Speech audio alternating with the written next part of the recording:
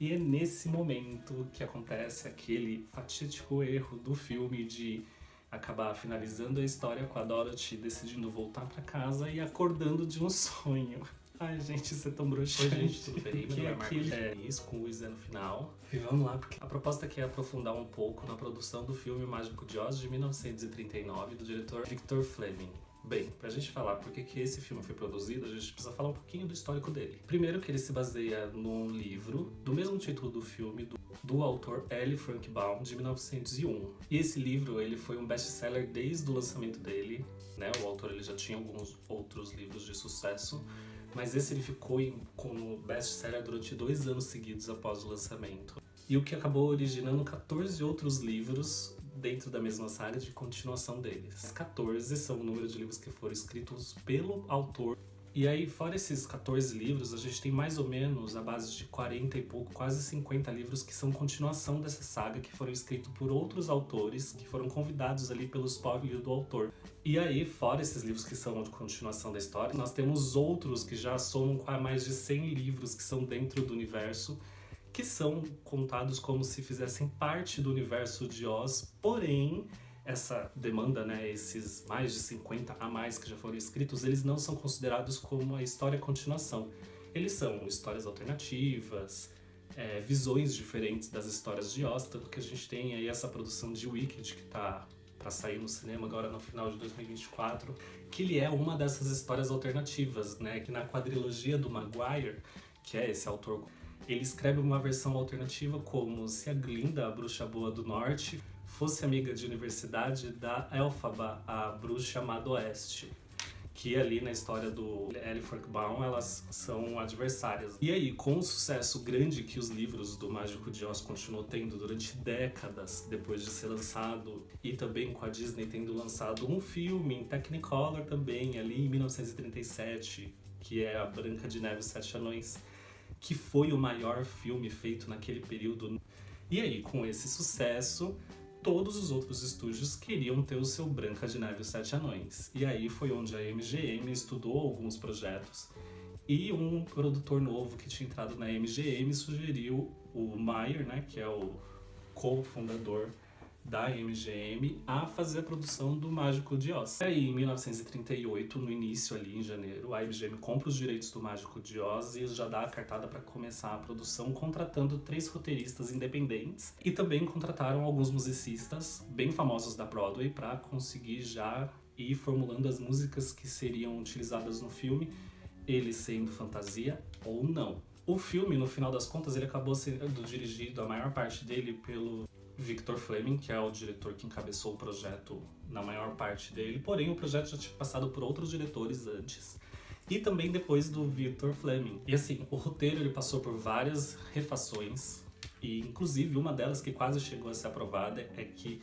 o filme não se passaria no Reino de Oz, né? Ele não seria um filme de fantasia, porque ali naquele período eles tinham muito medo de fazer um filme de fantasia, exatamente porque eles sabiam do custo que isso geraria e que talvez não seria bem aceito pelo público, né? Então eles acabaram tentando fazer de uma outra forma que fosse mais palatável. Porém, o estúdio queria um filme de fantasia. E é aí que o Victor Fleming entra e acaba, junto com os musicistas, decidir com que esse projeto não saísse da fórmula original da história, né? Que seja um filme de fantasia. Porém, né? Mas ainda assim tentou trazer um pouco para a realidade. Porque eles criam todo o ambiente ali em sépia, onde seria o início da história, mas toda a parte fantasiosa do filme, depois ali do acidente com o furacão, acabaria se passando dentro da cabeça da Dorothy, que só acaba sofrendo um acidente, adormece e ela sonha com aquilo. Porém, no final é quando eles matam toda essa ideia, né? Porque ela acorda de um sonho e começa a contar a história do que ela sonhou, já ali com os outros personagens tentando acudir ela.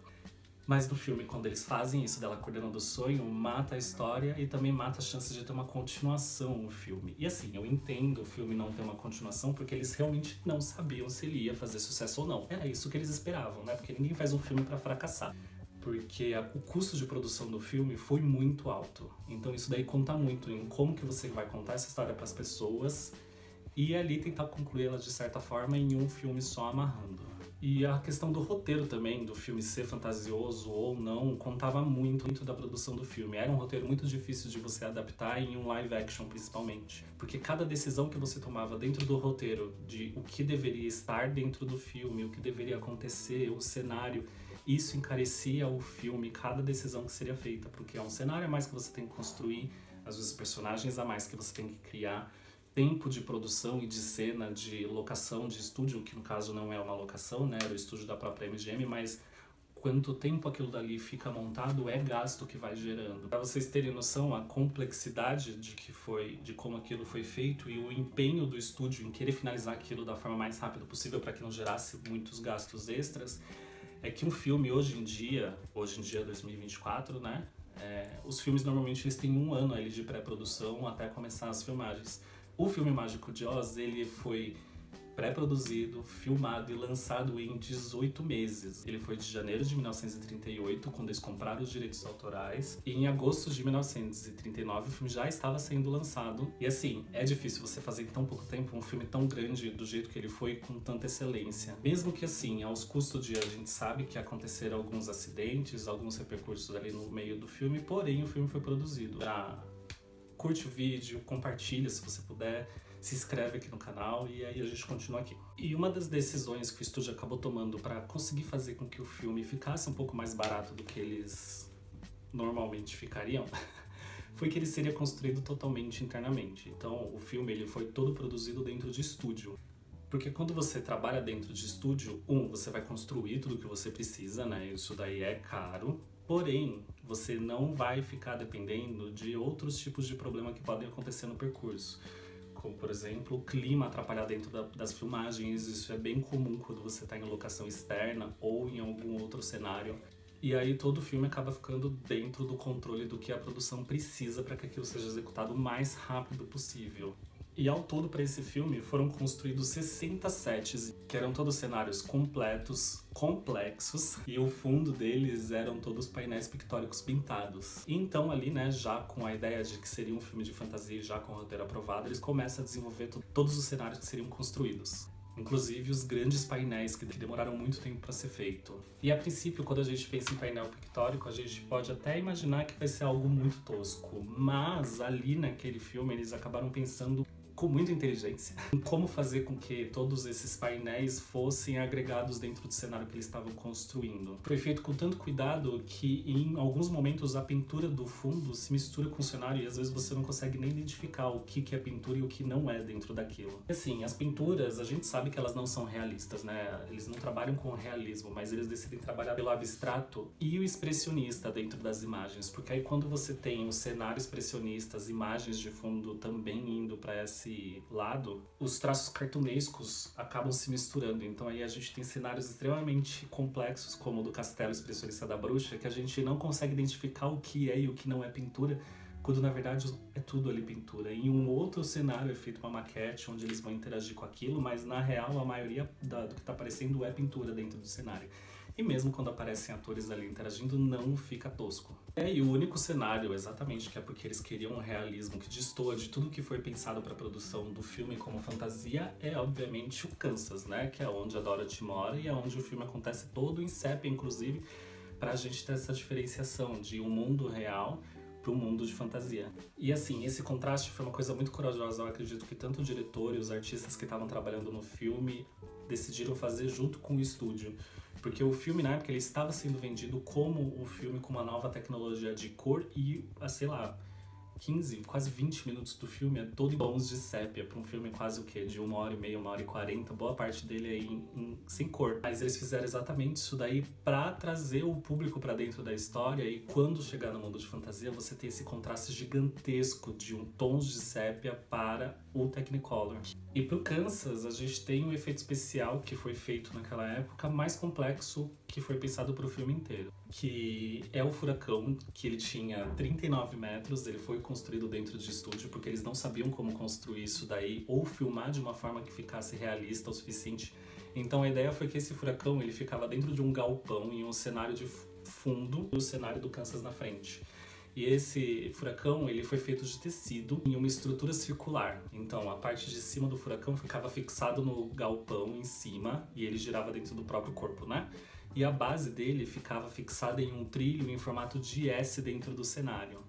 Então, quando o furacão estava girando, em cima ele ficava fixo, mas ele ainda tinha toda aquela malemolência, onde eles conseguiam trabalhar esse formato de S. Para fazer com que aquilo ficasse mais realista, eles utilizaram na base, ao invés de areia ou qualquer outra coisa, para poder dar aquela impressão de levantando fumaça e poeira, eles usaram argila em pó, porque a argila em pó ela é muito mais densa do que os outros materiais. E quando ela passasse ali pelo movimento giratório do furacão, ela levanta, mas ela levanta ainda com um peso, dando densidade para a fumaça, né? Para a poeira que está sendo levantada, que dentro do preto e branco, dos tons de sépia, ela acaba ficando mais destacada do que se fosse só pó ou areia, né? Já para a cena seguinte da casa sendo destruída, eles filmaram de cima do galpão, o chão todo pintado como se fosse o céu do Kansas, mas eles filmaram jogando uma maquete representada da casa em cima, e filmaram de cima até cair no chão.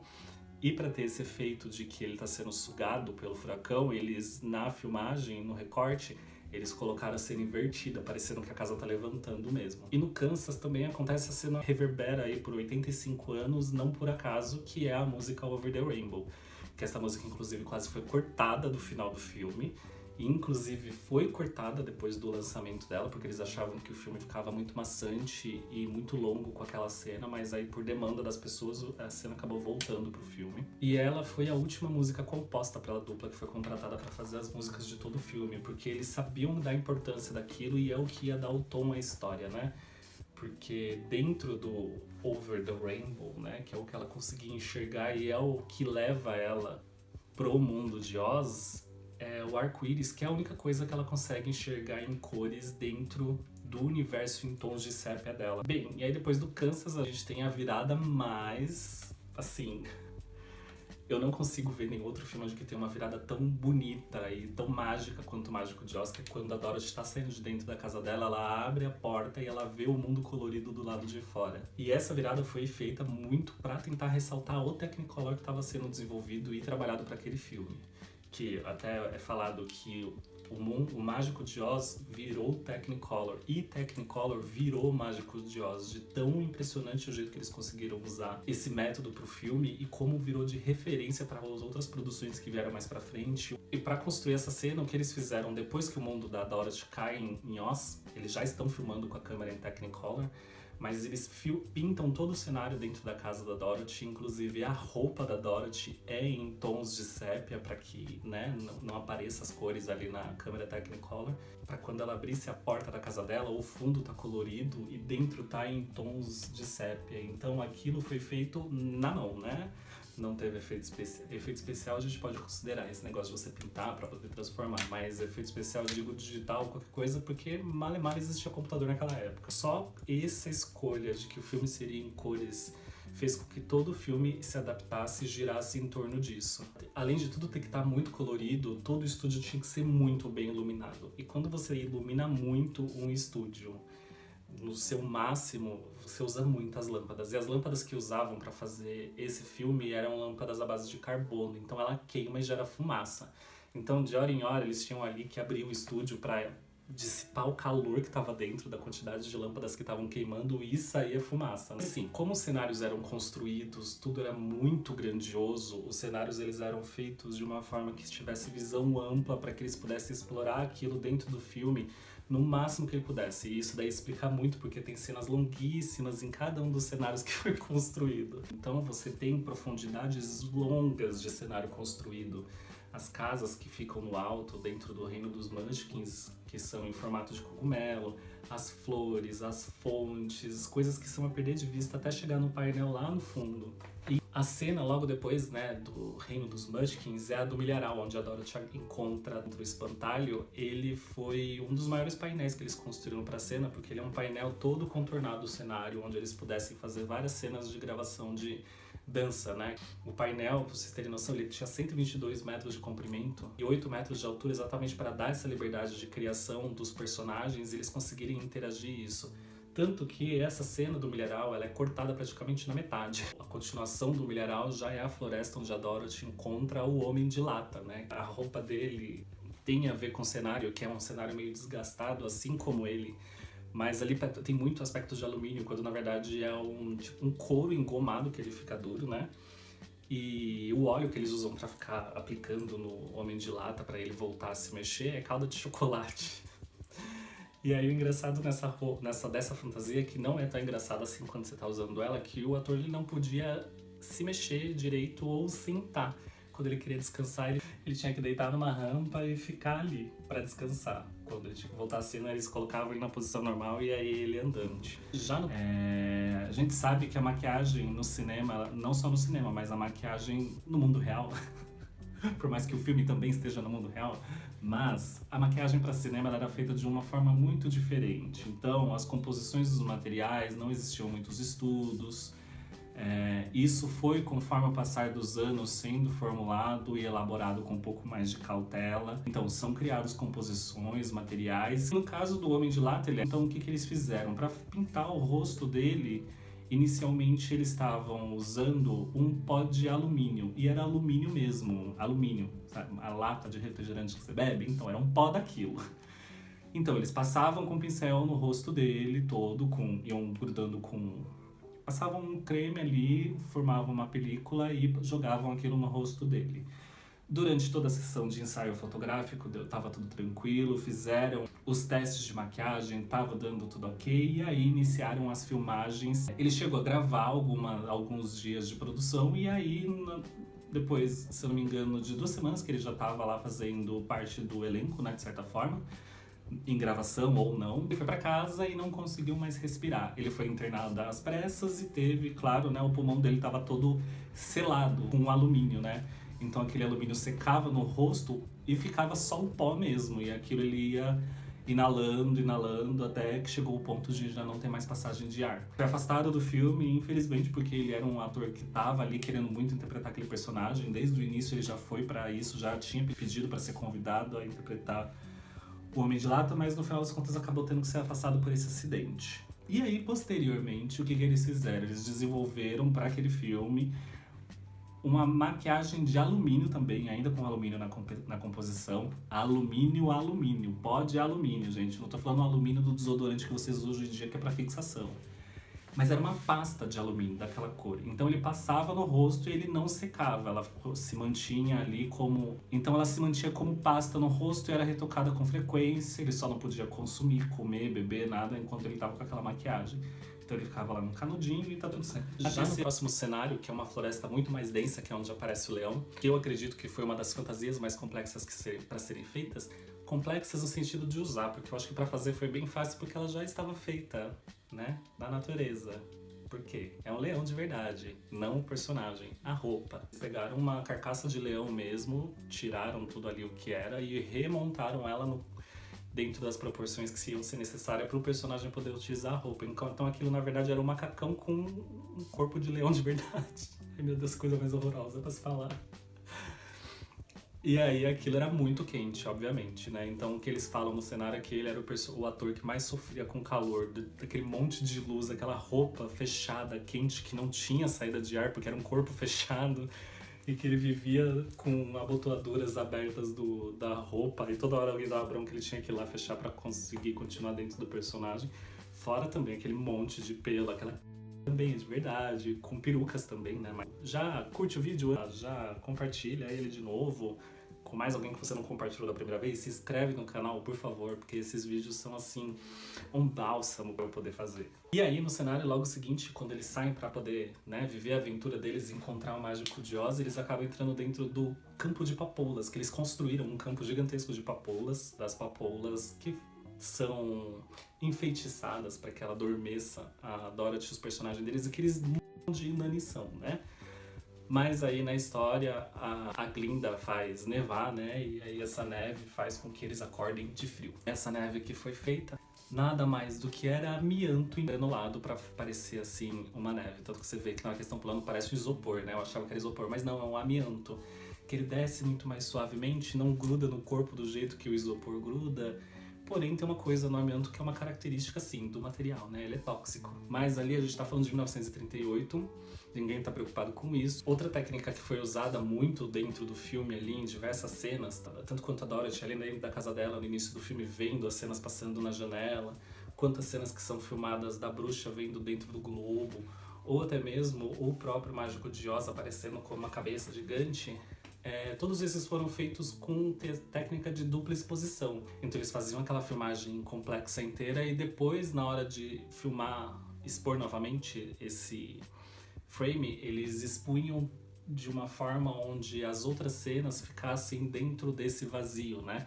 Esse vácuo que o filme acabou criando para que aquela cena fosse colocada em uma segunda exposição, como dentro do globo mágico da bruxa, que é uma zona neutra, a fumaça que fica onde fica a cabeça do Mágico de Oz, que é uma zona neutra na tela, né, que eles criaram, e a janela na casa da Dorothy, né, que ela é também uma zona cinzenta, onde eles fizeram ali com pano, e depois da exposição eles conseguiram colocar várias outras cenas ali. E aí a gente tem também, logo depois disso, uma outra cena que foi criada, que é o que eu já até citei no vídeo do Pobres Criaturas, que é uma técnica super antiga de como fazer cenários, que é você usar uma maquete para poder fazer a filmagem, né? Às vezes uma maquete tosca, mas nesse caso uma coisa super bem feita. Que quando a bruxa ela sai do castelo e fica voando, e aí você tem... Eu sempre dou risada dessa cena. Que aí você tem aquele castelo, eles estão filmando de um ângulo super bom, assim, que dá pra ver o castelo legal. E aí sai aquele bonequinho da bruxa fazendo assim. Ai, que maravilhoso. E aí ela sai voando, ela sobrevoa a Dorothy e os amigos dela, escrito pra Dorothy se render. E as cenas de clímax final do filme, que é quando a Dorothy vai pro castelo da bruxa pra poder destruí-la, é o ponto final de efeitos especiais aqui desse filme, né? Onde eles trouxeram a ideia do alçapão, né, pra ser construído, que é uma coisa que acontece tanto na primeira aparição da bruxa, quanto a última aparição da bruxa. Inclusive, a da aparição da bruxa é onde acontece um acidente. A ideia é, né, na primeira aparição da bruxa, é quando ela sai de dentro de um alçapão, perto do início da estrada de tijolos amarelos, né? E a ideia é, esse alçapão abre, ela sai, junto com ela sai uma fumaça. Na hora dela ir embora, ela desce pelo esse mesmo alçapão, depois disso sai fumaça e jatos de fogo. Só que na hora quando ela desce, solta fumaça, e depois que ela entrou, eles soltam faíscas que acionam o sistema de gás e sobe aquela labareda de fogo. Só que eles ensaiaram tudo isso daí, pelo que eu entendi no que ela diz, né? Ensaiaram ela, depois ensaiaram o gás e a fumaça, deu tudo certinho. Quando foram juntar todas as cenas, deu um problema no sistema de acionamento do gás e das faíscas que ia soltar a labareda, e aí ela estava descendo ainda, ou a faísca foi ativada em cima dela. Só que aí ela fala que numa entrevista que na hora que ela tá descendo, ela não sabe o que aconteceu, né? Ela só sente que o rosto dela tá quente e as mãos também. E aí quando ela vira pra ver o que tá acontecendo, ela tava sendo jogada de um lado pro outro, que um dos técnicos conseguiu puxar ela a tempo do fogo não ser jogado o fogo direto nela, né? O fogo chegou muito perto do rosto e das mãos dela, então foi uma labareda, ela não foi incendiada. E aí ela teve queimaduras de 3º grau na mão e de 2º grau no rosto.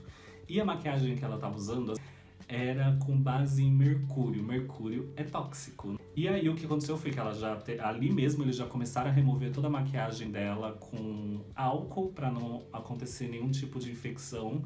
Porque se eles deixassem o mercúrio no rosto dela e o rosto dela estando quente daquele jeito, tendo recebido aquele jato de fogo, provavelmente o mercúrio ia corroer todo o rosto dela e a mão dela, né? Então ali mesmo eles já retiram a maquiagem e levam ela pro hospital. Ela fica em recuperação por quase 6 semanas, né? Mas aí depois voltou, tudo bem, e né, a cena já estava gravada, né? E a cena do acidente é a que tá no filme, inclusive, tá? Já nessa cena final, é um sistema parecido com ele, mas é uma plataforma hidráulica, que a ideia é, a bruxa ela tá sendo derretida, né? Ela é destruída por derretimento. E aí o que acontece? Essa cena eles gravam ela descendo em câmera lenta, só que a roupa dela não é a mesma roupa que ela tá acostumada a usar, eles fazem um corte ali, trocam pra roupa que ela vai ter que precisar pra essa cena, e ela é uma roupa meio que vedada, ela não é uma roupa com aberturas assim, né? Porque essa roupa, quando ela estiver descendo, vai ser jogada pra dentro dela fumaça, né? E aí uma fumaça muito mais densa. Que aí eu não sei se eles usaram GLC com alguma outra coisa, mas a ideia é que ela vai descer em câmera lenta e vai tirando a roupa, né? Vai saindo dela. e a roupa vai ficando molenga e descendo e vai saindo até umas fumacinhas dentro da roupa. Que aí eles conseguem fazer toda essa filmagem. E aí é um alçapão que ela entra e fica lá por um tempo até que aquilo seja concluído, né? E aí eu não sei se essa história é real, mas eu já tinha lido em algum lugar que a Margaret, a atriz que faz o papel da bruxa, também teve um problema na gravação dessa cena. Que ela teve que ficar muito tempo ali dentro daquela fumaça e o alçapão que desce e acabou quase que asfixiando. Então ela não teve um acidente em si, ela quase teve um, na verdade. Mais um, né? Só que eu li isso daí em algum fórum uma época, mas eu não acabei encontrando nada que comprovasse que isso daí fosse, ou a própria Margaret contando essa história, então eu não coloquei como um parênteses bem curioso aqui. Já aí, né, a última cena no Reino de Oz, né, aquela zona com aquele monte de gente pulando de um lado pro outro na cidade de Esmeralda, com aquele balão cenográfico saindo, com o mágico e a Dorothy ficando lá, e finalmente percebendo, né, que ela tinha o poder do tempo inteiro de poder decidir se ela podia voltar para casa ou se ela podia continuar, ou se ela quisesse continuar ali no Reino de Oz, que era batendo os sapatinhos, que na história do filme, por conta do Technicolor, e eles conseguirem trazer esse filme, o sapato como sendo algo emblemático no filme, não ser tão apagado, eles trocaram de prateado para rubi, exatamente para ter esse contraste dentro do Technicolor. E é nesse momento que acontece aquele fatídico erro do filme de acabar finalizando a história com a Dorothy decidindo voltar para casa e acordando de um sonho. Ai, gente, isso é tão broxante. Porque eles dão a única justificativa que consegue matar uma futura produção do filme ou continuação direta que fosse, assim, justificável, né? Quando você fala que é um sonho, ela vai voltar eternamente para aquele sonho em Oz ou não? Mas aí já perde um pouco a graça. E aí o valor dessa produção na época ficou avaliado em 2,8 milhões de dólares. E isso, assim, em 1938 era muito dinheiro. Pra gente ter uma comparação, essa produção hoje, convertendo o valor, né? Você fazendo a inflação, não quanto ela custaria. Ela estaria avaliada em quase 64 milhões de dólares. Ainda assim é um valor médio de uma produção, quando se pensar daquele nível, da forma que foi feita. Porém, eu acredito que se esse filme fosse feito hoje, da mesma forma em live action, com cenários construídos, técnicas físicas de efeitos especiais, eu acredito que esse filme chegaria ali acima dos 100 milhões de dólares. Que é uma coisa que a gente vê muito comum aí em filmes de fantasia, que, assim, com poucos ou com muitos efeitos especiais, o mínimo de 120, 150 milhões de dólares, que é um orçamento alto para filme. Eu acredito que o Mágico de Oz chegaria nessa casa tranquilamente. Tanto que a gente tem as outras produções que foram feitas, né, e que tem esse custo alto de produção. E aí o diretor, o Victor Fleming, enquanto ele trabalhava no Mágico de Oz, ele também estava trabalhando em outra superprodução da época, que era o tão aguardado filme que acabou sendo lançado no mesmo ano que o Mágico de Oz, que era O Vento Levou. E tanto que os dois filmes acabaram concorrendo em 1940 ao Oscar. O Mágico de Oz com 6 indicações, levando 3 delas, e O Vento Levou com 13 indicações, levando 8 delas, incluindo de melhor filme, melhor diretor, né? E o do Mágico de Oz acabou ganhando de melhor música, melhor trilha sonora e melhor atriz juvenil. Acabou sendo para a MGM um win-win, a gente pode dizer, né? Porque ao todo eles tiveram 19 indicações com 2 filmes que eles fizeram e levaram 11 prêmios, quase todos eles de categorias principais e importantes da noite. E aí, voltando no Victor Fleming, por que ele é acreditado como diretor principal? Porque não só os diretores, mas como os diretores, os atores, as pessoas que trabalhavam na produção, eles não eram, digamos, um PJão, sabe? Um freela. Que ele é contratado para fazer esse filme, depois ele é contratado para outro, ele vai do começo até o final, no máximo muda, mas aí por conta da visão eles trocam o diretor. Não. Aqui era meio que todos esses diretores e atores são contratados do estúdio, então eles andam em produções ao mesmo tempo do próprio estúdio. No caso dos diretores, o Mágico de Oz acabou passando por 4 diretores. Todos eles tiveram pontos importantes dentro da produção, tomaram decisões importantes quanto visão artística, porém o Victor Fleming foi o que acabou ficando com o maior tempo de produção, então ele acaba ficando como diretor principal.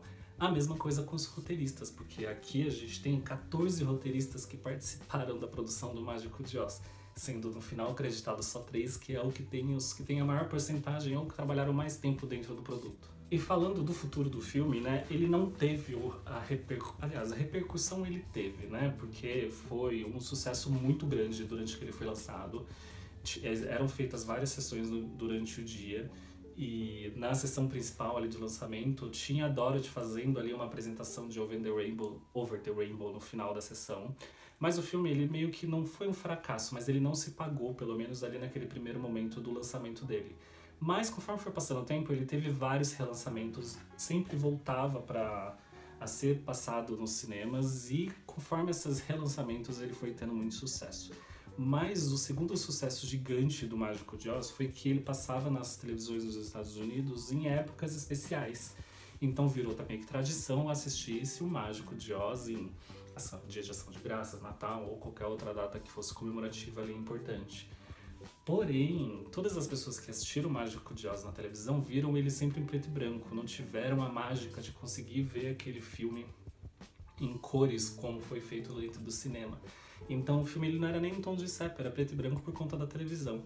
Porém, no final dos anos 60, com a popularização da televisão em cores, o que acabou sendo feito foi um evento de lançamento, né? Então eles relançaram o Mágico de Oz na televisão, ao vivo, em uma programação ali especial. O filme foi visto pela primeira vez em TV em cores, né? Trazendo aí de novo toda a mágica e fazendo com que o filme ganhasse mais fôlego do que ele já tinha antes dentro da produção e sendo reprisado aí com mais frequência ainda dentro das programações de televisão. Muito obrigado se vocês assistiram até aqui. Esse vídeo eu acredito que deva ter ficado gigantesco. Eu já tive que exportar ele durante a gravação 3 vezes, porque eu não tenho nem computador que edite esse tipo de vídeo.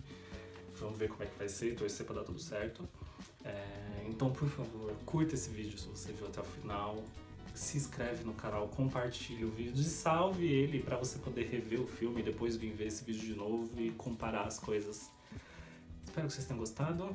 Muito obrigado mesmo por terem visto até o final. Até mais. Tchau, tchau.